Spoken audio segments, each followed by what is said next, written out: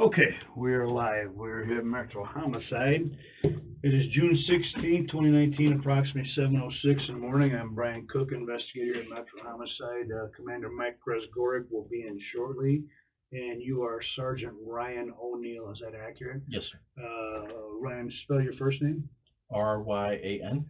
And spell your last name for me. O''Neill. Okay, and Ryan, I see that you're in a South Bend Police uniform. You obviously are a South Bend police officer. How long have you been employed with them?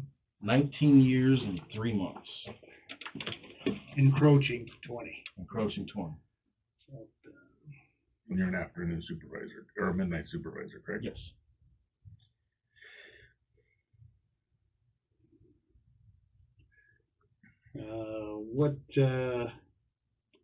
What hours are afternoons? Midnight. Midnight, yeah. I'm sorry. 10 p.m. to 6 a.m. You used to be on afternoons for a long time, right? You Midnight. must be thinking of Kelly Waite. I think that's what you think. Yeah, midnight. I do confuse you too. My whole career. So are you a supervisor in a certain area or citywide or? The east side of the city, right. But as you know, as the situations dictate, we go all over, just depending on availability. And Sure. if another guy's tied up on something, we go take care of whatever they need us for. So tonight you had Lieutenant Hippica was the supervisor? Sergeant Hipka. Oh, he's a sergeant? Right. We had no lieutenant, so it was just Sergeant Hipka, myself, and Sergeant Masterson. We were the three. Galea came in. Captain Galea came in later, as we called him after the incident. Okay. And Ryan, tonight an incident happened that you responded to a call and ended up discharging your weapon. What I'd like to do is go into the call, the dispatch, how it went out, how you responded, what you saw when you got there, and what your actions were. Sure. So they didn't dispatch me directly. I think I was like at LaSalle and Lafayette, somewhere in that vicinity. And they put out 110 North William at the Central High Apartments. There was a male party dressed in black who was going through vehicles. I believe they said he had a flashlight and was possibly breaking windows, is what they said. So, I'm just basically a couple streets over from there, so I put myself on it, went over to Colfax and went west, and then pulled into the lot. So I read pretty quick response time then. Yeah, probably a minute and a half, something like that. And if you go into that parking lot, and we'll see when we go back out there, there's rows of cars, and the building is not a perfect square. It kind of goes in and extends and then tapers back. So I didn't know exactly where he was in the lot or if he was still going to be there at all. Because lots of these you show up and the guy breaking into cars hears the police car or sees you and they take off. So I drove by the first row of cars. I had my alley lights on, which are the two that come out of the sides of the light bar. And I was lighting up the cars as I go and, trying to see if there's anyone that had shut a door. And you're obviously in a fully marked police car? Fully marked police car, fully marked uniform, dressed exactly as I am now. Okay. And so I went past that first row and didn't see anybody. And so I kind of started to creep toward the second row. I was going to turn back to the north and finish going through the next row and then finish out, through the lot that way. And as I got to where I would have turned to go north in that second row, I saw a Honda with the door open. And this is 3:20, 3:30 in the morning, whatever time it was, about that time. And so there aren't tons of people coming and going, so I noticed the door open. And all I could see was a derriere and a pair of legs sticking out from the car. Okay. Derriere, you mean somebody's rear end? Someone's buttocks, yeah. Okay. Sticking out from the car. Which door was open? The driver's side door. Okay. And so I couldn't really tell anything about the person. The only description I think they gave was a male party dressed in black. So I pulled up relatively close, not right on top of the car, but relatively close. My thought was, if this is the person breaking into cars, I don't want them to be able to run too far. I'd like to be close to them if they start running so I can catch them. I got out with my flashlight in my left hand, and I thought about getting the taser out, but as I was telling you, you know, I thought if there is the chance that this isn't actually someone breaking into cars, again, because I can only see a limited part of them. If it is the person who owns the car and maybe they live at Central High and they're coming home or whatever, I didn't want to walk up to them with a taser or a gun or whatever and scare them. So I walked in with a flashlight. I stopped. I got on my driver's side door, went around the front of the car, and walked up. Of your car? Of my car. Okay. Yes. And you're approaching the back of that vehicle. That's correct. Okay. So, if you will, this is if this is like the Honda Civic, and my car is like this. So At an angle. Yeah. Again, because I was coming around for the first, and I was going to turn and go back down that second row. So when I got to here is when I saw that door open on the car, and I thought, okay, I'm gonna get out.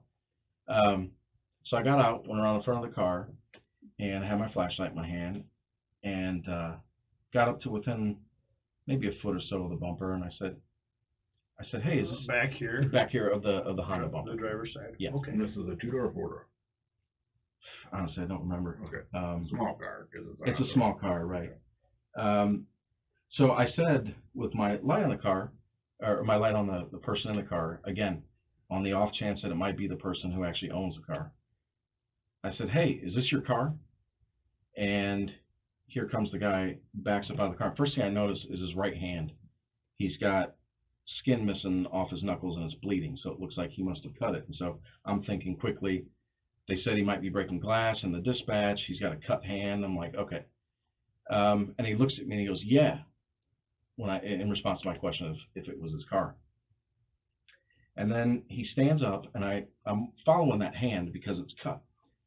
And he's got a white tissue, like a napkin in his hand. And I'm looking at it, see there's a little bit of blood on the napkin. And then as he turns to face me, I keep following that hand, and I see there's a knife there. And it took me a second because he's got that napkin in his hand. And so now my mind's going quick because we're only probably about 7-8 feet away from each other. So I see that knife and pull my pistol out right away. I start backing up, and the thought went through my head as his arm came up, holding the knife. The thought came to me to backpedal because if I can create some distance, you know, if he's standing 10 feet away from me with a knife, and I'm standing there, I feel pretty good about that in the sense that I can maybe negotiate with him, get him to drop it, whatever, see what his intentions are. But as soon as he came up with that, he made these just a couple of like guttural sounds, kind of like a and so I took those 3-4 steps, but he started walking toward me. So, you know, I've had my gun out thousands of times, working midnights for over 19 years, but this was the first time it got to that critical distance where, with as tall as the guy is, he's probably 6'2", 6'3", he's a big guy. And I was watching that knife up in the air, and with the way he was walking toward me, I could feel that, I mean, he was going to get me. He could get me, for sure. And all I could imagine was that knife coming down on my head. So I fired 2 quick shots, and that motion that he had started went forward with force, and I had that flashlight and fire like this, and that's when the knife hit me in the arm. Okay. So, yeah, so the knife goes off my arm, ends up on the ground just to the side of me, and I'm giving him commands while I'm pointing the gun at him. I feel a little bit of relief, honestly, because, you know, even though I shot him, the knife's out of his hand. Mm-hmm. And I'm giving him commands, and he's still not responding. I didn't even know if I hit him, to be honest. Did he go down to the ground? Did he stay up? No, he stood up, and that's what made me think maybe I didn't get him. And you know, like I thought that I did, but he was wearing black clothing, and you know, I assumed that somebody taking a couple rounds to the torso would have a reaction, but he just kind of menacingly just kind of, you know, motioned, and then he kind of turned half away from me and turned back, and then eventually he went to the ground, onto his knees, like I told him. And while he was on the ground facing away from me on his knees, I got on the radio and I said, shots fired, you know, 7131, that's my number, 31. I said, shots fired, get me an ambo here, you know, and you can play the tape. I'm not sure exactly what else I said. It was to the effect of, you know, the shots are fired, I need an ambulance. And at that point, you know, I could hear the engines roaring, guys were coming. And I held him at gunpoint until the first, and I don't remember if it was Lindsay or can of recce who was there first, but I told them, I said, cuff this guy, get him in cuffs. So they cuffed him. And then, So was he on his knees at that time? yeah. I believe he may have stood back up when they cuffed him. I don't know if they told him to get up, but he went to his knees when I told him to put his hands behind his back, and that's where I was holding him. So when they actually cuffed him, he may have stood back up. But I don't think he did it at that point in an aggressive manner. It probably would have been if they told him to. Anyway, so then Nepper said to me, and I don't know if it was his idea or somebody else, but it was fast thinking. He said, "Hey, Sarge, instead of waiting for an ambulance, do you want me to just load and go?" And I said, "Absolutely, absolutely," because I figured we're not that far from Memorial, so if we can get him into a car and get him down to Memorial right away, he's going to have a better chance. And because at this point they had lifted up his sweatshirt, and you could see that he had definitely been hit, and there was a good amount of blood coming from his wounds. So we certainly can't do much for that at the scene other than maybe shove some Curlex on it. So got him into the car, ran down to Memorial, and that was that. And you said when you first fired the shot, you didn't know if you hit him or not because he didn't go down. Yeah, it was strange. And obviously I've never fired my weapon before, but I think it was the fact that after firing those rounds, he still threw the knife and it hit me, and it was kind of like, okay, the knife's out of his hands, good. But I figured that a couple rounds in the torso, it might drop him. He might fall down. I could see maybe a visible impact, but nothing. He just kind of stood there and grimaced, I think. But yeah, he didn't run away. He didn't fall to the ground. He just kept standing there, kind of moving. So, Ryan, you said he was a big guy, and you're not that far from him, and he's got the knife up over his head. Yeah. And you're telling him, drop the knife, stop. Is that accurate? What I said was, I saw that knife come up, and I got my gun out, and I started backpedaling, and I'm like, drop the knife, drop the knife, drop the knife. I said 3 times. Okay. But at that point, and this was the thing, so I watched his hand because of the wound all the way up to where he was lifting it up, and that's where I saw the napkin, and then I positively identified the knife. And so obviously in my mind, then I get the pistol out because I'm like, okay, this just went up a notch. And then the fact that he started coming toward me was where I made that decision. I'm backing up. I'm like, okay, I want to create some distance. Again, I feel comfortable if I can hold him back a little bit with a knife. I've got a pistol. But the fact that he had the arm up and then came toward me. At that point, you no longer felt safe, and no, and with his reach, with as long as his arms were, and with as close as he got to me, and when we go back out to the scene, you'll see that I backpedaled up almost to my car. So I knew my car was back there. I was running out of real estate. Okay. It just felt like I had reached that point where I was going to run out of real estate. He was close enough to me to stab me. Gotcha. And is it safe to say you felt in fear for your life at that point, or you were going to be injured? Yeah, for sure. I mean, like I said, the thought that came to my mind was that knife coming down into my head or into my face. Sure. And when you look at the knife, it's a Gerber knife, steel. I mean, with the size of that guy, right? It just, all I could think about is with how close he was going to get me in the head or the face. So, Sergeant, you said you fired twice, and when you fired twice, he threw the knife at you, but you said he didn't go down. Right. Why didn't you continue firing? Well, I think that the reason for firing was the fact that he had a knife and he was coming toward me. So after I popped those 2 quick rounds and the knife hit me and fell to the ground, it's like, okay, well, I don't need to shoot him anymore, at least that I can tell, because I don't see another weapon.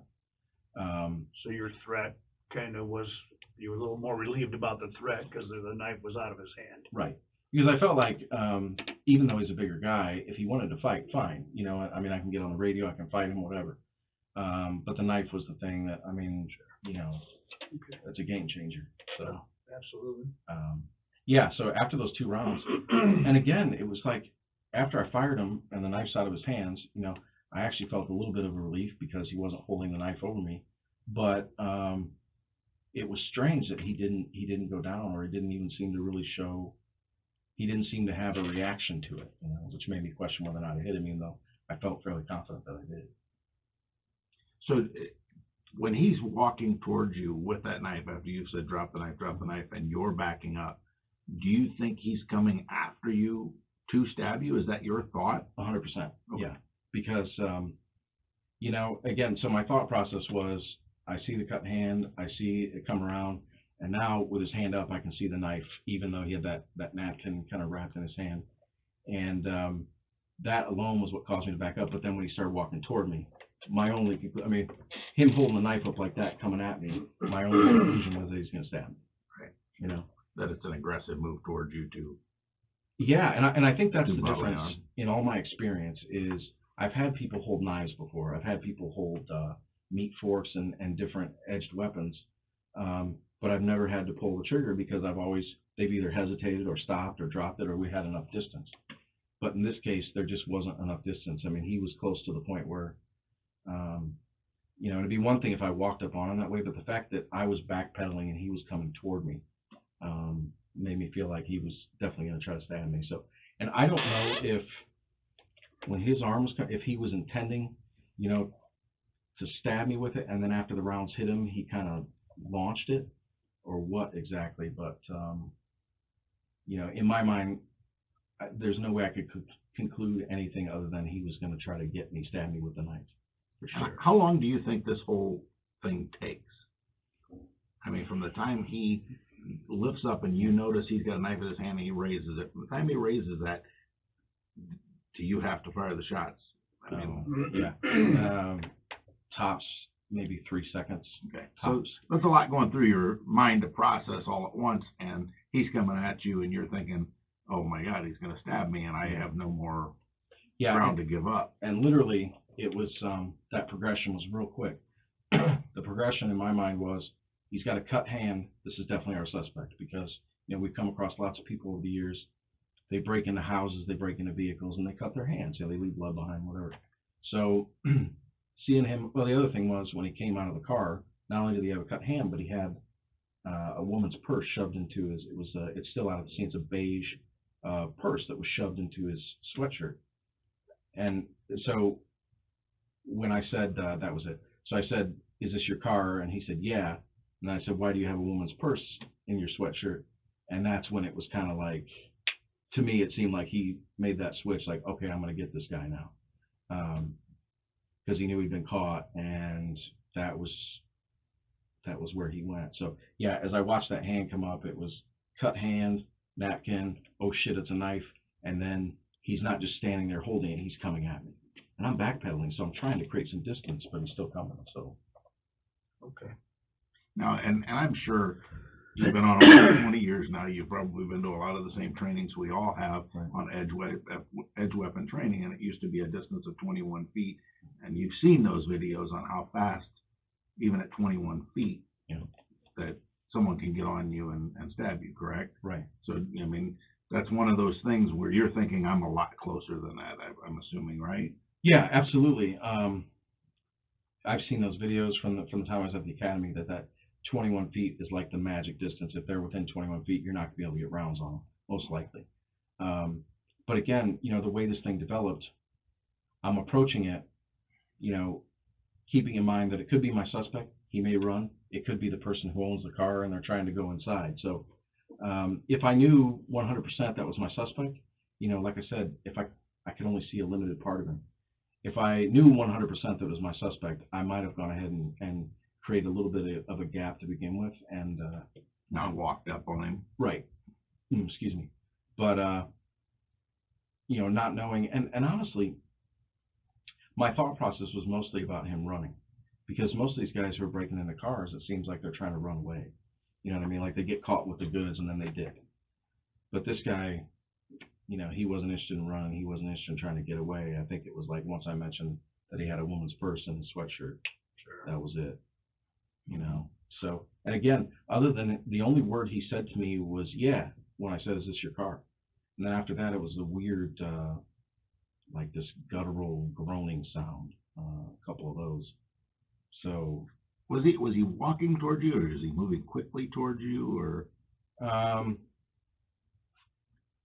I would say he wasn't running, but he moved hastily. Mm-hmm. So, you know, my back pedals were pretty quick. I mean, I took 3 or 4 back pedals, again, trying to create a distance. Is he keeping up with that? Yes. Yeah. So for every step you take, he's taking one forward. Yeah, I think, you know, I don't know what was going on in his mind, but yeah, I came back quickly and he kept coming. So I felt like, and again, knowing that I had my car behind me, I felt like I was running out of room. Sure. You know, and I was going to be at a point now where he's standing right on top of me. Sure.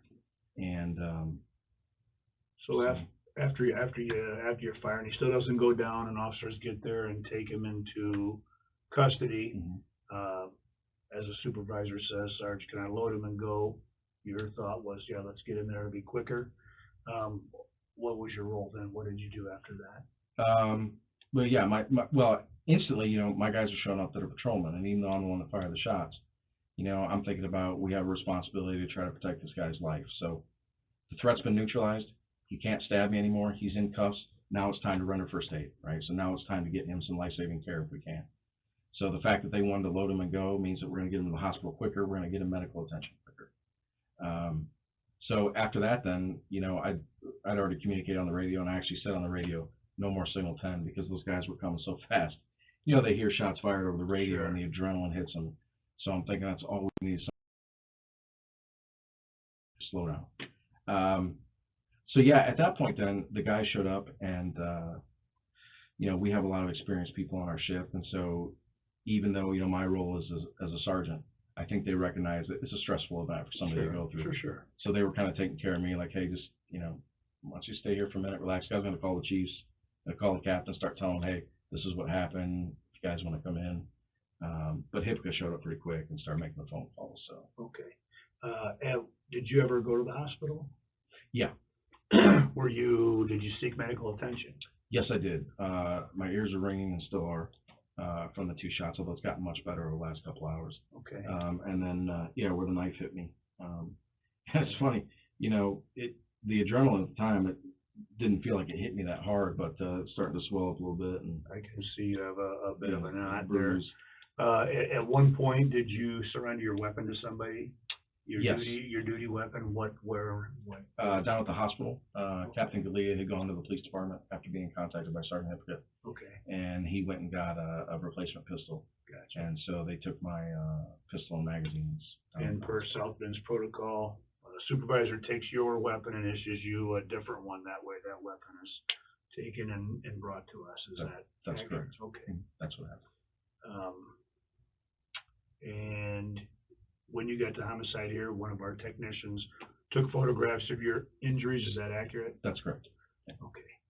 Do you have any questions for us? I don't. Mm-hmm. Okay. Anything we didn't ask you that you remember?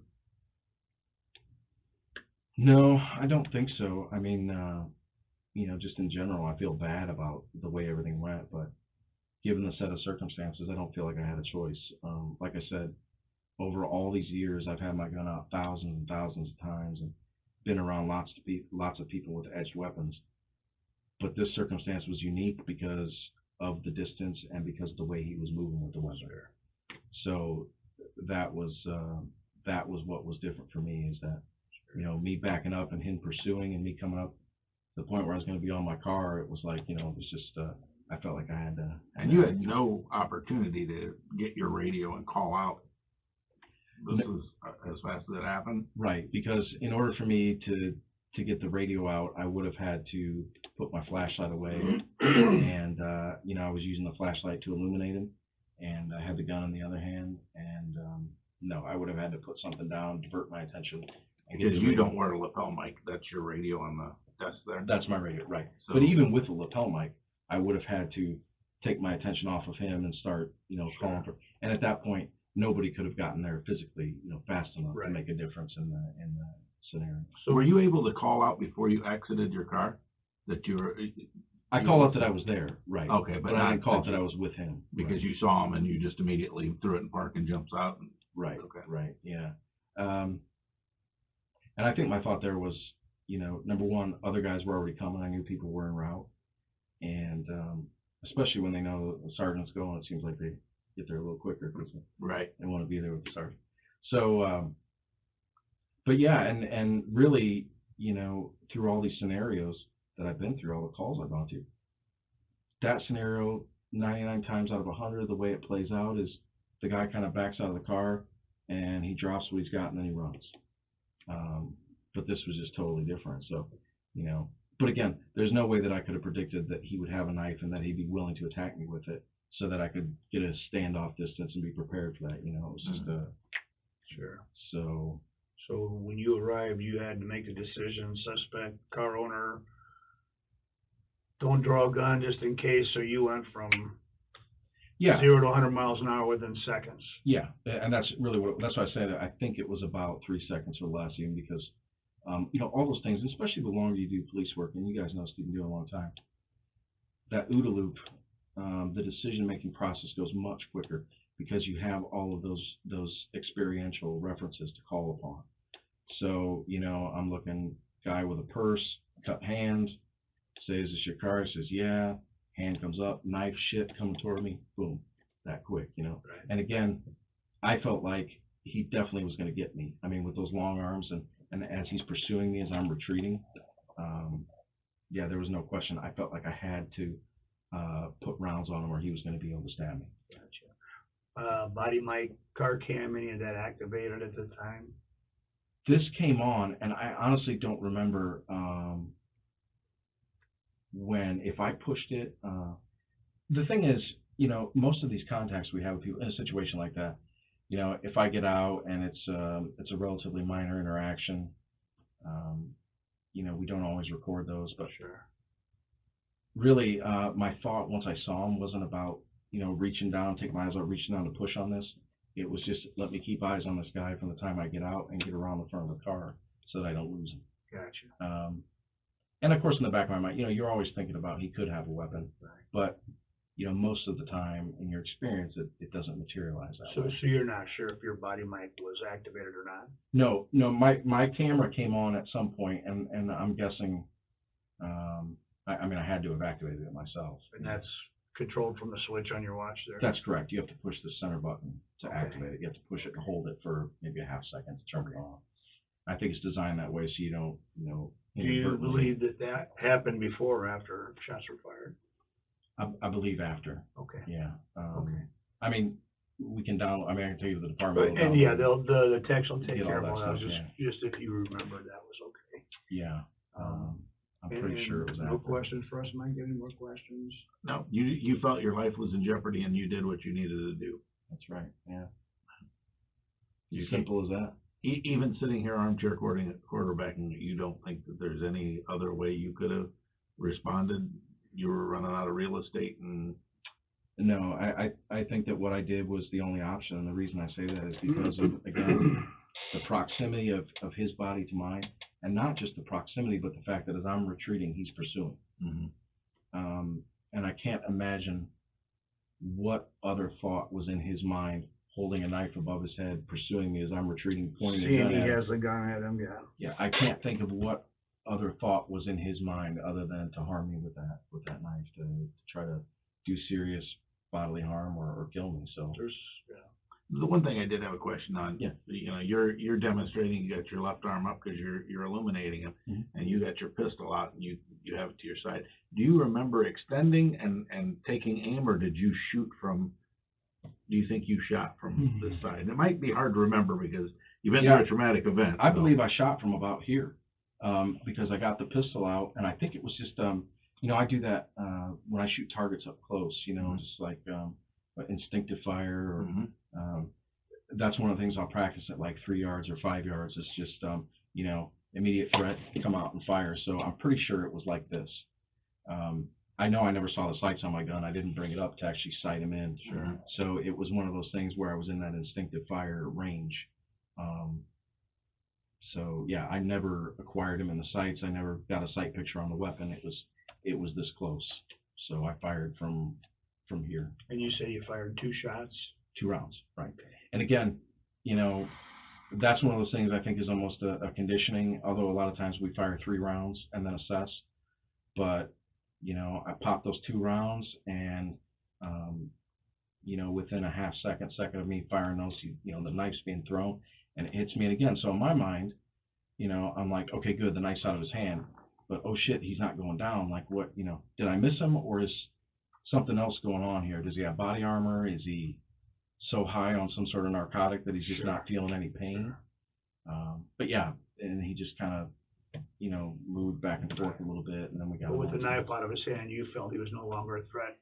Yeah, that's why I didn't fire anymore, because, you know, the threat to my mind was really the knife. So once the knife was out of his hands, I had no reason to use lethal force anymore. Sure. When you were talking a few minutes ago, you were talking about the OODA loop principle, and that's you're observing, Orient, decide, and act, and that all has to happen in a matter of seconds, and that's what you're talking about when you were backing up. You're trying to gain distance. He's gaining on you. You're running out of real estate, and you have to. Right. Yeah, and it was really that fast. You know, I observed him. I observed the cut hand. Observed the knife. I'm orienting myself to the fact that, okay, he's got a knife. He's raised it. Now I'm backing up. I've decided to back up, and then as he's coming after me, then I have to decide what I'm going to do at that point. My decision was to fire those 2 rounds. Again, because I just In protection of yourself. to protect myself, because I felt like if I didn't, he was certainly going to stab me. All right. Anything else? That's it. Let me go out here and I'll turn the tape off, make sure that Okay. the prosecutors don't have any questions. Okay. And then we're gonna take a ride out to the scene, and you can show us where everything. Perfect.